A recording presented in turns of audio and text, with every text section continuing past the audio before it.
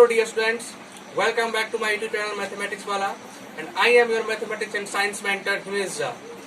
तो बच्चों, जैसा कि हमने आपको कहा था कि हम आपके लिए इस चैनल पे क्लास 10th मैथमेटिक्स और साइंस का वीडियो लेक्चर लेके आएंगे। तो चलिए आज हम उस कड़ी की शुरुआत करते हैं और आपके लिए क्लास 10th मैथमेटिक्स का पहला चैप्टर जो कि रियल नंबर है उसका एक बहुत ही खूबसूरत सा वीडियो लेक्चर शुरू कर रहे हैं। लेकिन बच्चों, वीडियो शुरू करने से पहले यार आप इस चैनल को सब्सक्राइब करो, घंटी के बटन को दबाओ और इस वीडियो को लाइक करो, अपने दोस्तों में शेयर करो। तो चलिए इसी के साथ शुरू करते हैं रियल नंबर का एक बेहद ही खूबसूरत लेक्चर। तो बच्चों, जैसा कि आप यहाँ पे देख रहे हैं रियल नंबर का मैंने यहाँ पे टैग लगा दिया है।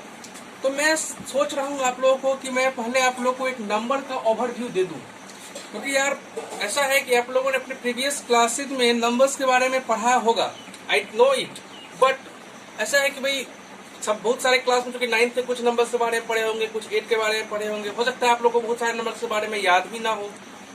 डोंट वरी, जो आपके साथ मैथमेटिक्स वाला जुड़ा हुआ है, टेंशन लेने की कोई जरूरत नहीं है। मैं आपको पूरा तरह से एक नंबर सिस्टम का एक बहुत ही बेहतरीन सा ओवरव्यू यहाँ पे देने की कोशिश करूंगा। अब आपका काम यही है कि आप पेन कॉपी निकालो और मेरे साथ साथ नोट करो, या फिर मेरे समझाने के बाद वीडियो को पॉज करके नोट कर लेना। चलिए, तो उस नंबर सिस्टम में कड़ी में पहला नंबर जो हम ले रहे हैं वह हमारा है नेचुरल नंबर। तो बच्चों देखो, नेचुरल नंबर्स क्या होता है? करता है कि the counting numbers are called, the counting, यहाँ पे नंबर को एनओ मैंने शॉर्ट में लिखा है, the counting numbers are called natural number. Okay जी, ये शॉर्ट फॉर्म है नंबर का। आई थिंक आप समझ रहे हो इस चीज को, ठीक है जी। अब काउंटिंग नंबर्स मीन्स वही यार गिनती की संख्या, हिंदी भाषा में बोले तो गिनती की संख्या। हम गिनती कहाँ से गिना शुरू करते हैं यार? 1 से। ऑब्वियस सी बात है यार, 0 से तो कोई गिनती नहीं ना शुरू करते हो तुम लोग गिनना, 1 से शुरू करते हैं। तो पहला 1 काउंटिंग नंबर से हमारा 1। नेचुरल नंबर शुरू कहाँ से हो रहा है भाई? 1 से। उसके बाद 2, 3 और ऐसे करके अनंत एक्सेट्रा यहाँ पे मैं दे रहा हूँ, क्योंकि नंबर्स का बच्चों कोई अंत होता नहीं। आप ये बात मेरे साथ से आप समझ रहे हो। चलो यार, ये नेचुरल नंबर होने के बाद हम एक और नंबर के बारे में जानते हैं, वह है हमारा होल नंबर। अब होल नंबर क्या होता है? देखो मैं यहाँ से नंबर को एनओ लिखना शुरू कर रहा हूँ, अपने यहाँ पे लिख लेना। ओके जी, देखो होल नंबर्स क्या होता है कि इससे जो नेचुरल नंबर पे था, यहाँ पे 0 आपने कहीं देखा? कहीं पे 0 की कोई चर्चा है ही नहीं। तो फिर 10 कहाँ से आया, 20 कहाँ से आया, 30 कहाँ से आया? दैट मीन्स ये जो हमारा नेचुरल नंबर के बारे में जानकारी था, ये बेसिकली इनकम्प्लीट जानकारी। तो भाई अब 10, 20, 30 सब में 0 आ रहा है, तो 0 कुछ नहीं यार। यहाँ पे हम लिख लेंगे the natural number including, natural number including 0,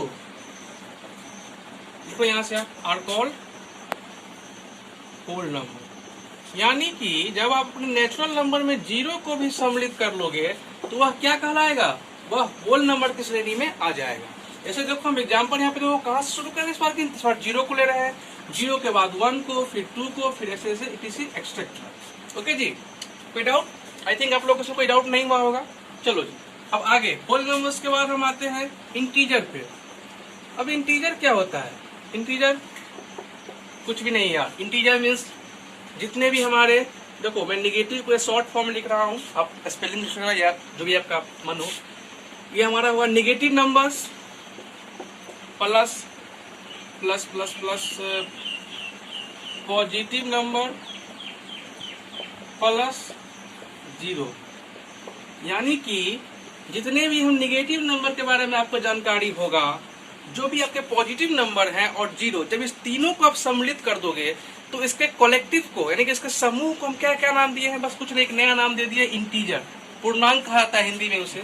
example के तौर पर ले लो, जैसा कि आप लोग जानते ही होंगे मेरे हिसाब से निगेटिव इंटीजर के बारे में। क्यों जी, -1, -2 का बारे में जानते हो कि नहीं? जानते होंगे आप लोग ऑब्वियस ही बात है यार, आप 10th बोर्ड में आए हो।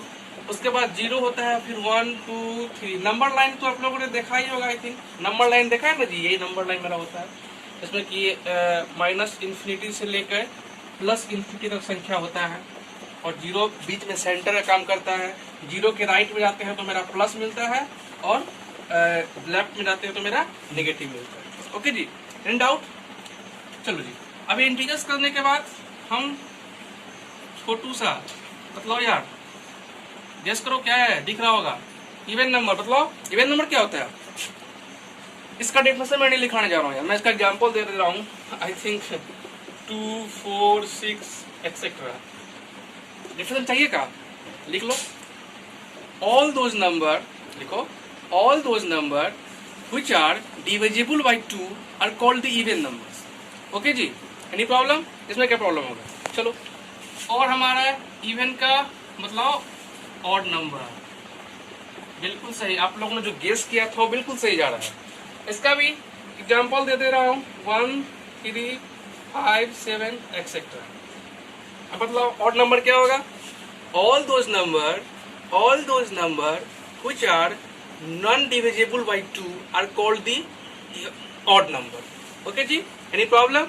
चलो, इतना करने के बाद हम आएंगे बहुत ही important concept, that is called the rational number. Rational number basically देखो यार, ये जो मैंने आपको यहाँ ये 5 जो बतलाया है, ये बेसिकली आपको मतलब बेसिक लेवल का नॉलेज था, या प्रीवियस क्लास में ही ले लिए होंगे। आई थिंक जो भी पढ़ाऊंगा सब आप नंबर्स के बारे में आई थिंक जानते ही होंगे, अगर आप अच्छे से पढ़ाई किए होंगे अपने प्रीवियस क्लास में तो।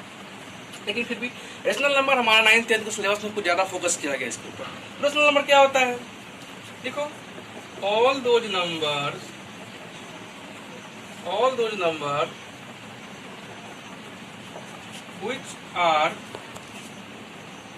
which are written in the form of P by Q। वह ये चीज ध्यान रखना बच्चों कि Q बराबर नॉट इक्वल टू 0, यानी कि Q 0 के बराबर नहीं हो सकता। यानी कि जो नीचे जो फ्रैक्शन का निचला जो पार्ट होता है वो 0 के बराबर कभी भी नहीं हम कर सकते हैं। ओके जी, और जी देखो, जब हम रेशनल नंबर्स के एग्जांपल्स दे रहे हैं यहाँ पे आपके लिए, 1/2 ले लो, 1/3 ले लो, 1/4 ले लो एक्सेट्रा। तो बच्चों देखिए, P by Q फॉर्म मैंने कहा था, देखो P by Q फॉर्म में आ गया आपका, और Q कभी 0 नहीं होगा। इसका मतलब ये है कि आपका नीचे का जो पार्ट है कभी भी 0 नहीं आप कर सकते। ओके जी, अब इसका एक इंपॉर्टेंट पॉइंट आपको नोट कर लेना चाहिए। मैं इसके बारे में डिटेल में बतलाऊंगा आपको, क्योंकि इस चैप्टर में आपको पढ़ना है इसके बारे में, तो मैं अभी फिलहाल आपको नोट्स करवा दे रहा हूँ, आप इसे लिख लें कि डेसिमल एक्सपेंशन के बारे में। दैट मीन्स हम इसको डिवाइड करेंगे, 1/2 को बतलाओ, 2 से 1 को डिवाइड करेगा कितना आएगा? 0.5 आएगा। चेक कर लेना आप लोग भाग करके, जिनको नहीं आता हो ये देख लो, पता है ना जी, 0.5। तो देखो, इसका डेसिमल एक्सपेंशन के बारे में क्या कहा गया है कि इसका डेसिमल एक्सपेंशन या तो हमेशा टर्मिनेटिंग होगा, क्या होगा? टर्मिनेटिंग होगा, या अगर वह, ये मैं मिटा देना चाहिए, जरूरत है नहीं यहाँ पे बेसिकली, मैंने समझाने के लिए बताया था आपको। या फिर देखो यार, या तो इसका डेसिमल एक्सपेंशन टर्मिनेटिंग होगा या फिर पीरियोडिक नॉन टर्मिनेटिंग होगा। आप समझ रहे हो मैं क्या लिख रहा हूँ?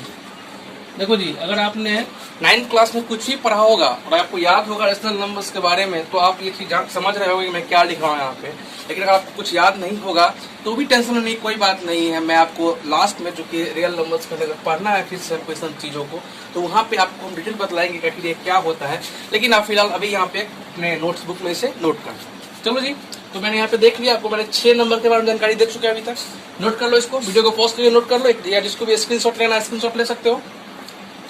कर लिया नोट? बतलाओ, बोलो जल्दी बोलो, नोट कर लिया आप लोगों ने? चलो जी, अब मैं मिटाने जा रहा हूँ, नोट कर लिया ना? तो यहाँ पे अभी तक आप लोगों ने रेशनल नंबर के बारे में जानकारी ले लिया। और अगला जो नंबर्स के बारे में पढ़ेंगे वो हमारा होगा इरेशनल नंबर। ठीक है जी, और बतलाओ कैसा चल रहा है आप लोग का लॉकडाउन का पीरियड? एंजॉय कर रहे हो छुट्टी को अच्छे से? चलो जी, इरेशनल नंबर के बारे में 7वां था ना? हाँ, 7वां इरेशनल नंबर। अब देखो, इरेशनल नंबर क्या होता है?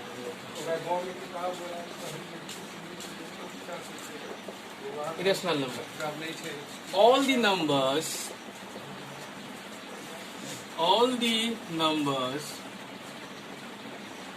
which are not written in the form of P by Q, where Q is not equal to 0. Okay जी, जितने भी हमारे नंबर हैं जो कि P by Q के फॉर्म में नहीं लिखे जा सकते हैं, दैट मीन्स जो भी नंबर्स हैं, यानी कि परिमेय संख्या को छोड़ के जितने भी नंबर्स है वे सभी क्या कहलाएंगे? मतलब रेशनल नंबर को छोड़ के वे सभी रेशनल नंबर की कैटेगरी में आते हैं। आप एग्जाम्पल यहाँ पे लोगे तो आपको थोड़ा कंफ्यूजन हो सकता है। ठीक है, देखो √2, √3 etc। आप सोचोगे बच्चों कि भाई सर आपने कहा कि भाई P by Q के फॉर्म में नहीं लिख सकते हैं, लेकिन हम √2 को तो P by Q के फॉर्म में लिख सकते हैं। कैसे सकते हैं? मतलब √2/1 हो गया P by Q फॉर्म। ओके जी, आपको यहाँ पे कंफ्यूजन होता होगा, लेकिन मैं इसलिए कह रहा हूँ कि मेरा डिफिनेशन है नहीं है, मतलब पूरी तरह से सही नहीं है। आप इसे कह सकते हो कि एक समझने के लिए डिफिनेशन ठीक ठाक है, बट आपको इसमें एक बहुत ही इम्पोर्टेंट पॉइंट जोड़ना होगा, जो क्या है इसका डेसिमल एक्सपेंशन के बारे में जो हमारा जानकारी है। डेसिमल एक्सपेंशन के बारे में क्या है बच्चों, आप इसे लिखो मेरे साथ। इसका जो भी जितने भी हमारे इरेशनल नंबर्स हैं उसका डेसिमल एक्सपेंशन क्या होगा? उसका डेसिमल एक्सपेंशन जो हमारा होगा वो होगा आपका, पहला तो फिक्स है कि भाई वो नॉन टर्मिनेटिंग होगा। ओके जी, अब non terminating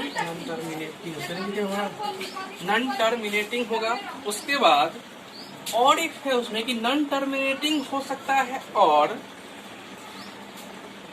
non periodic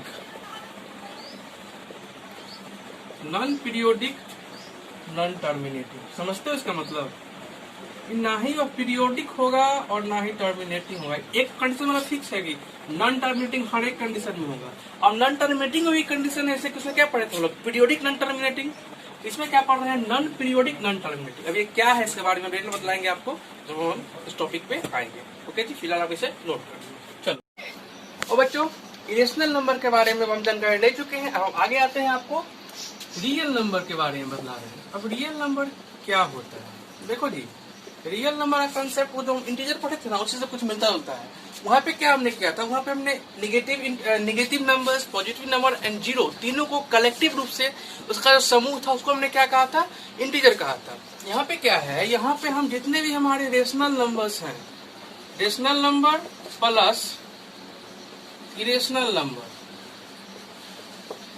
all the rational and irrational numbers are collectively known as the real number. You can say that. Okay जी, आप इसे ले लो 1/2, √2, √3, -1/5 एक्सेट्रा, कुछ भी है, ये सब किसके अंदर आ गया आपके? ये सब रियल नंबर्स के अंदर आ गया। ओके जी, अब आप इरेशनल, रेशनल, रियल के जानकारी लेने के बाद अब हम एक दो महत्वपूर्ण चीज जो बच रहा है हमारा, वो हमारा एक बच रहा है प्राइम नंबर और दूसरा है हमारा कंपोजिट नंबर। अब हम प्राइम और कंपोजिट नंबर्स के बारे में डिस्कस करेंगे। चलो जी, अब प्राइम नंबर क्या होता है? प्राइम नंबर्स को हिंदी में कहा जाता है अभाज्य संख्या। दैट मीन्स दोज नंबर चलो बल्कि जरा यहाँ पे, those number which has only 2 divisors। समझे जी क्या मतलब? वैसे नंबर जिसके सिर्फ और सिर्फ 2 ही डिवीजर हो। इसका हम एग्जाम्पल लेंगे तो आपको अच्छे समझ में आएगा। एग्जाम्पल तौर पे आप ले लो 2। बतलाओ यार, 2 का डिवीजर क्या क्या हो सकता है? डिवीजर मीन्स किस किस संख्या से हम 2 में पूरा भाग लगा सकते हैं? आई थिंक वो 1 से तो हम सब में भाग लगा सकते हैं, और उसके बाद कोई और नंबर है तो क्या है जी? 2। तो 1 और 2। तो देखो 2 का सिर्फ और सिर्फ 2 ही डिवीजर है, 1 और 2। दैट मीन्स 2 क्या है हमारा? 2 हमारा प्राइम नंबर है। और 2 आप इसे नोट कर सकते हैं 2 के बारे में कि 2 हमारा सबसे स्मॉलेस्ट एंड इवन, ये दोनों चीज, 2 हमारा सबसे smallest and even prime number है। समझ में आ गया प्राइम नंबर क्या होता है? मतलब आप देखो यार, मोटे तौर पे समझ सकते हो कि प्राइम नंबर क्या होता है। तो प्राइम नंबर हम उस नंबर को कहेंगे जिसमें सिर्फ और सिर्फ एक से भाग लगे और उस नंबर से मतलब खुद से भाग लगे, सेल्फ डिविजिबल हो, उसको हम क्या कहेंगे, प्राइम नंबर कहेंगे। एग्जाम्पल के तौर पर आप और ले लो, एग्जाम्पल देख लो, 3 का भी क्या होगा 1 और 3 होगा, 5 ले लो 1 5 ले लो, ऐसे से एक्सेट्रा। अब नंबर्स का तो अंत है नहीं बच्चों, उसका तो अथाह समुंदर है, उसमें कितना खोजोगे। हाँ चलो जी, समझ गए आप लोग कि प्राइम नंबर क्या होता है। नोट कर लो इसको, वीडियो को पॉज करना है पॉज करो, स्क्रीनशॉट लेना स्क्रीनशॉट ले लें आप, ले लिया। चलो हम मिटा रहा हूँ। चलो जी, अब हम कहाँ तक, प्राइम नंबर तक आ गए हैं और मेरा 2 नंबर्स के बारे में और आपको पढ़ना है। उसके बाद आप इस लेक्चर को हम यहीं पे खत्म करेंगे। एक हमारा होगा कंपोजिट नंबर और एक हमारा होगा को प्राइम और कंपोजिट। को प्राइम बेसिकली बच्चों तो कुछ भी नहीं है, को प्राइम मेरा जस्ट इसका प्राइम सॉरी कंपोजिट कुछ भी नहीं है, कंपोजिट जस्ट इसका हमारा कितना थोड़ी ये है 9 डेट ना सीरियल जो भी है तुम्हारे कुछ भी होगा ही। अब हम पढ़ेंगे कंपोजिट के बारे में। कंपोजिट नंबर हमारा क्या होता है। कंपोजिट कुछ भी नहीं है, कंपोजिट जस्ट रिवर्स है प्राइम का, यानी कि वो all those number which has 3 or more than 3 divisions are called the composite number। लिख लो इसको आप, मैं लिखने नहीं जा रहा हूँ, लिखो all those number which has 3 or more than 3 divisions are called the composite number। लिख लिया। अब एग्जाम्पल समझिए, एग्जाम्पल ले लो आप 6 को ले लो। चलो जी बतलाओ 6 के बारे में। 6 का डिवीजन क्या होगा, बोलिए 1 होगा, डाउट कोई डाउट होना चाहिए, 2 होगा, 3 होगा और फिर 6। देखो इसका 3 या 3 से अधिक, कितना इसका डिवीजन हो गया, 4 डिवीजन हो गया ना जी। मैंने कहा था ना 3 या 3 से अधिक होगा। तो ये किस नंबर के कैटेगरी में आएगा, हमारा कंपोजिट नंबर कैटेगरी में। और एग्जाम्पल ले लो 8 के बारे में। 8 के बारे में मतलब ये 1 2 4 और 8, इसके में देखो 4 हमारा हो गया। ओके जी, ऐसे ही बहुत सारे एग्जाम्पल है, 10 12 9 भी है एक्सेट्रा। ओके जी, नोट कर लो। चलो कंपोजिट पढ़ने के बाद हमारा लास्ट जो बच रहा है वो हमारा है को प्राइम।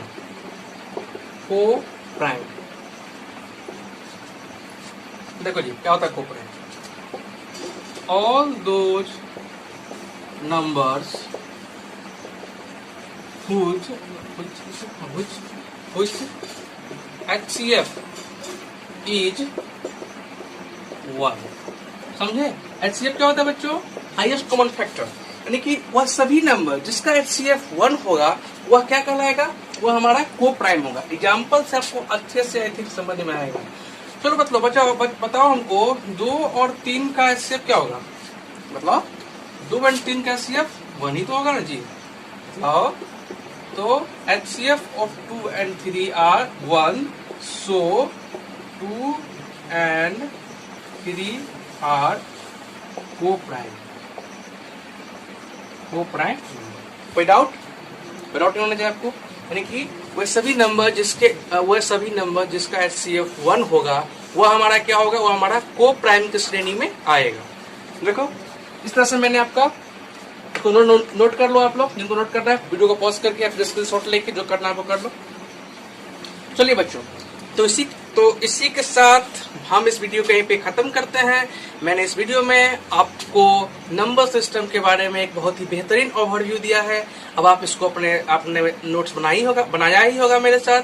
तो फिर आप नेक्स्ट लेक्चर का इंतजार कीजिए जिसमें कि हम आपको 10th का बेसिकली सिलेबस शुरू करने वाले होंगे। और हाँ, मैं इसमें स्पष्ट करना चाहता हूँ बच्चों कि मेरे आगे जो अब नेक्स्ट जो वीडियोस होंगे मैं उसमें कोशिश करूंगा मैथमेटिक्स में कि मैं सेपरेट वीडियो लेके आपके लिए नहीं आऊंगा। यानी कि मतलब ये समय जैसे मैंने है ना कि सीबीएसई के लिए मैंने अलग बोर्ड, इंग्लिश मीडियम का मैंने अलग से बनाया है, और जो भी स्टेट्स बोर्ड है, बिहार यूटी बोर्ड, इस सब के लिए मैंने जो हिंदी मीडियम के बच्चे हैं उसके लिए अलग से बनाया है। तो ऐसा मैं आगे से नहीं करने वाला हूँ। मैं आगे से आपको क्या करूंगा, मैं एक ही वीडियो बनाऊंगा। तो आप कहेंगे सर तो हम लोग कैसे करेंगे, तो आप लोग ऐसे करेंगे बच्चों कि या तो मैं इंग्लिश का डिफिनेशंस यहाँ पे लिखूंगा, जो मैं डिफिनेशंस का पार्ट होगा, प्रॉब्लम नहीं होगा बेसिकली, क्वेश्चन पार्ट में तो उतना प्रॉब्लम होने वाला है नहीं। तो जहां हमको डिफिनेशन की जरूरत पड़ेगा, या तो हम इंग्लिश का डिफिनेशन यहाँ बोर्ड पे लिख देंगे और हिंदी वाला जैसे आपको लिखाते हैं वैसे ही लिखवा देंगे, या फिर हम हिंदी का लिखवाएंगे और इंग्लिश का लिखवाएंगे। ओके जी, आपको कोई प्रॉब्लम तो होगी नहीं। बेसिकली ऐसे भी आप लोग पढ़ते होंगे तो टीचर सर आपको बोल के लिखाते भी होंगे, कोई दिक्कत आपको नहीं होनी चाहिए।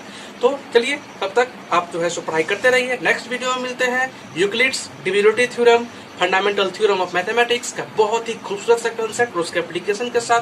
तब तक के लिए पढ़ाई करते रहें। All the very best.